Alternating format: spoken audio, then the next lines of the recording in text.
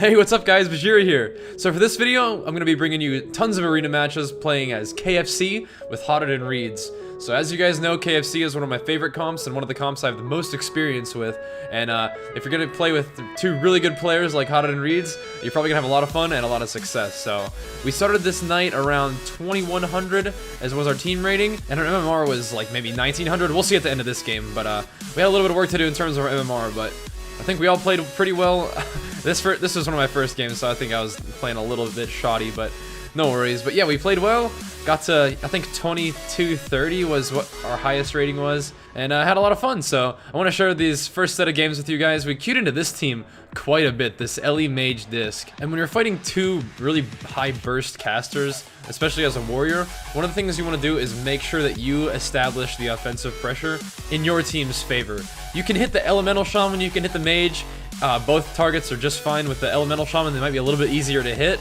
With the mage, you might be limiting a little bit of more of their control and like setup damage, but either target's fine. What you want to make sure to do though is coordinate your CC on the priest to make sure that your damage is the most effective damage it can be, because you can deal a ton of damage, but if the priest is able to just heal right through it, then it's really not all that scary for the other team to fight against. But one of the things we are able to do is control the priest really well, time our burst with that CC, and end up landing a kill on the shaman. So as KFC, we executed our plan quite well. We started off with a really good CC on the priest, timed our damage with that CC, and repeated that process over and over until they got so far behind that we were able to score a kill. Alright, cool. So we were like 1963 MMR when we started, and hopefully we'll see that MMR continue to grow. Alright, so this is going to be another game against the same team. We did fight this team quite a bit, and this game we're going to switch up our strategy just a little bit, or at least the end result. Something to look out for when you're fighting this team is that they can definitely establish pretty good cross CC with the mage and the priest. If the two DPS, which are me and Reedz, get enough fear, they're really going to be looking for a swap to Hotted in a deep freeze. So that's one of the things that you really need to watch out for. And that could occur pretty much on any teammate. If you find your healer and one DPS in a big fear, and a deep freeze on one of your teammates, you really need to watch out, because that is one of the scariest things, especially with the shaman popping ascendance. That's a ton of damage, and you can easily have one of your teammates get one-shotted in a combination of CC like that. So here, I'm going to get feared into a ring, and I'm telling Hotted they might be looking to switch to him. So he's already behind his pillar, already LOSing. Really watching out for that swap, because Hotted is a beast and a heads-up player. So I'm going to pop cooldowns on this shaman here, because the priest got knocked off in a trap. Immediately I'm going to turn on to this mage. Now you guys may have seen a little video I posted about this. I'm going to slow this clip down so you guys can see the burst. This was definitely one of those like stars aligned bursts. Both my trinkets were up, dancing steel had procced. Everything was critting, especially the 104k slam I hit the mage with as he was falling off the bridge. Unfortunately, I wasn't recording with fraps in 60 FPS, so you missed the slam, but you can always check the stream highlight that I posted on the channel as well for the... You can see the slam pop up right as he's falling off the bridge. It was beautiful. Made me feel pretty badass, so... This is a pretty weird team. I have not seen a double DK Holy Paladin since like season 9 or something. So we were a little bit concerned. We were already in a saving private Hotted mode right now. We figured they were just gonna tunnel Hotted to the ground. So we open up really hard on one of the Death Knights, get him to super low health. He gets a bop. We purge that bop almost instantly, leaving him at super low health. I'm gonna fear the Paladin. He trinkets that fear, and I shockwave him, but he gets immune somehow. He wasn't on full DR, and he wasn't bubbled, so I'm not really sure how he was able to immune that shockwave. Maybe you guys can tell me. Regardless, Death Knight's still really low. Our pressure is really good still. However, they are making that swap on to Hotted that we were a little bit afraid of, so things are looking kind of scary here, but Hotted, being the beast that he is, able to heal himself up through double necrotic strikes and 2 gargoyles. Don't ask me how he did it. I'm just trying to kill this Death Knight, get him healed, and get this game over with, because this is pretty scary fighting 2 and only Death Knights. This was after the necrotic strike hotfix though, so they're slightly less scary than they were before, but it's still pretty beastly. We do get that Paladin into a charge stun, transitioning into a hex, and I had a shockwave out of the silencing shot, out of the hex, so these guys may have been fucked.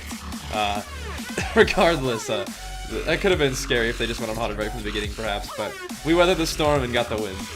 Alright, so this next game is going to be a throwback to Wrath of the Lich King, apparently. I didn't play in Wrath, but Hotted and Reedz are all excited about fighting these Wrath teams again, so I'm just going to run right in there. I don't want them to establish a port. I don't want them to establish middle of the bridge, so they can just knock me off over and over like this. So I'm gonna charge in and get rejected immediately. He thunderstorms me off all the way back to my side. So I'm just gonna mount up, do the exact same thing again. I haven't popped anything. My dancing steel procced, but whatever. I charge back in, I get Cyclone. So these guys really don't want me hitting their team, and they're making it very evident. So I don't really care. I'm gonna hit them whether they want me to or not. So one more knockback. That's it. I feared the Druid, and the Druid trinkets my fear. So I'm gonna shockwave the Shaman here, which is gonna let my Hunter land a full trap on the Druid. I know the trap's coming, so I'm already popping cooldowns on this Shaman because the Druid has no trinket out of this trap. We're gonna get a ton of damage up on this Shaman. I'm gonna pummel his heal. No one receiving any healing, not even his own, is gonna get power shotted off of the bridge with his Druid and lie dead in the corner. So yeah, against a team like that, especially on Blade's Edge, you do not want them to get position where they can start abusing that Z-axis. So even if you get knocked off in the beginning, be sure to run in there, try to establish yourself some position. As long as your team is going to go with you, you do not want to get stuck back there by yourself and rocked by a Lock and Elemental Shaman. So this next team we're going to be fighting a Shadow Play, and I'm already seeing this guy as a Scumlord name, so I really want to like kill this guy. So I'm going in, I'm going to shockwave their entire team, go ham immediately. Hotted gets the Shaman into a trap, and I'm just tearing ass, dude. I'm pissed. This guy is an asshole for naming his character this, so I'm trying to kill the shit out of him. Going mega ham right off the bat. I am going to take a little bit of damage here. Communicating with Hotted whether or not I need to pop any defensives or not, because we are all feared at the moment. So I'm going to pop a Die by the Sword, or try to reflect. I reflect like 8 things, which is pretty fortuitous. And as soon as I get out of this route, back to Hamtastrophe mode right now. I get a Die by the Sword up, get a Rallying Cry, LOS just for a moment to have Hotted be able to top me off. Saving my Shockwave until I can get a triple Shockwave here. Gonna turn, hopefully land one here. Blam! I only get the Lock and the Shadow Priest, but I did hit the Lock Pet, so I was able to get a 20-second Shockwave cooldown reset. I'm going to focus charge the Shaman here. No heals for you. Get the Shaman into Fear. That's going to stick for some reason. I don't know why he's not tremoring, but my Hunter still silences him, so he can't tremor anyway. He gets life swapped with the Shaman. Not messing around with that. Life swap sometimes is a trap. You don't really want to switch to life swap target. So all I'm going to do is I'm going to leave that Shaman low, pop some cooldowns on this Priest, get him really low. They're overlapping all kinds of fears on me right now, and I don't have a Zerker Rage to break it, so I'm just going to watch my Hunter make this guy's Spirit Link on his own, and as soon as I get back in the action, it's just going to be back to crushing these guys. I know I have a Shockwave up very soon. I'm holding it for a situation like this, where I can Shockwave the Priest and the Shaman together, and make sure that those two fuckers get shit on.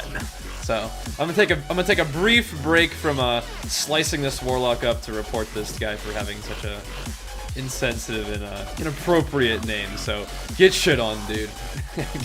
get reported on. So this next game is gonna be up against some people that I'm pretty good friends with, like the Hunter, Jelly Beans. There's an insanely good Hunter. He had rank 1, a lot of this season as Thug Cleave and Save.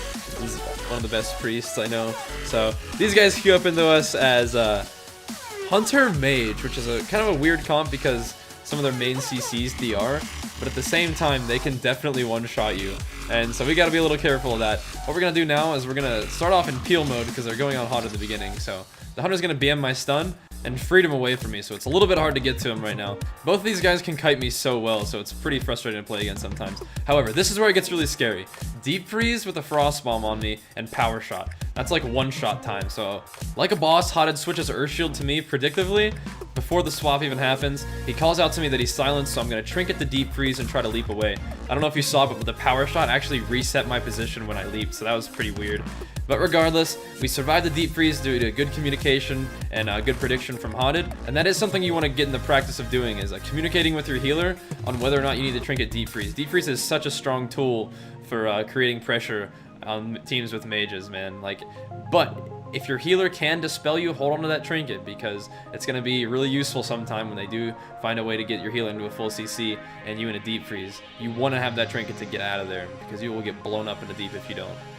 But like I said, Hotted called out to me that he was silenced. I trinketed, got some defensive cooldowns up, and we survived just fine. So now it's our chance to turn the pressure onto them. I was able to pop cooldowns on Jelly Beans, which made him deter twice. So Jelly Beans is running really low on cooldowns here. As long as we keep up the good work that we're doing, I think we're going to be okay. The Mage threw an Orb out on our team, which is usually a sign that the Mage is going to try to set up some huge burst. So I'm going to throw a Safeguard onto Reedz to try to help him take a little bit less damage. And Hotted preemptively Spirit Links just to make sure that that damage didn't sink into our team and put us too far behind. So I'm going to jump onto this mage, try to limit the mage's pressure a little bit, because right now is peel mode. We got to try to keep Hotted alive here. So I had previously thrown a disarm onto the hunter, which is pretty much all I can do at that point, and I'm going to try to peel the mage a bit. However, the hunter does not have any more deterrences, so I'm going to put him in a shockwave. Reedz lands a full stun on save, so this is a great time for us to deal some damage here. Hotted drops Stormlash Totem, I get save in a full fear, and even though I get polymorphed, Reedz in the Stormlash Totem were able to finish off Jellybean, so that was a pretty intense game. Our initial burst was able to get 2 deterrences out of the hunter early, so then we had to peel for a moment, but we were able to line up a full trap into a full fear on the priest, which gave us the kill on the hunter, who had no defensives left at the end of the game. So really fun game, awesome match against some very, very good players, so GG. And just as a really short last match, just for some throwbacks and some enjoyment's sake, we're gonna play against a Lumberjack Cleave with rank 1 warrior in it, so that's pretty funny. Me, Fappy, and Selena actually ran this at the beginning of season 12, and I don't know, we got to like, I think it was either 2K or 2100 or something, and we were like, hell yeah, we were actually like rank 1 in the battle group with double warrior resto druid, and these guys want to play. They go ham on Hotted.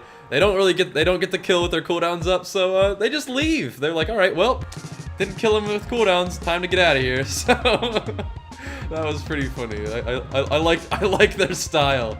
We're gonna run in, pop all our cooldowns on you. If we don't kill you, hey, we're out of here. GG. So that was pretty funny. And a nice little throwback to the comp I used to play just for fun with my buddies. So anyway, that's all the matches for this video. I've got plenty more to share with you, and I'm sure we'll be playing this comp a whole lot in the future. So if you enjoy KFC, you are in luck. Thanks for watching, guys. Hope you enjoyed it. Peace!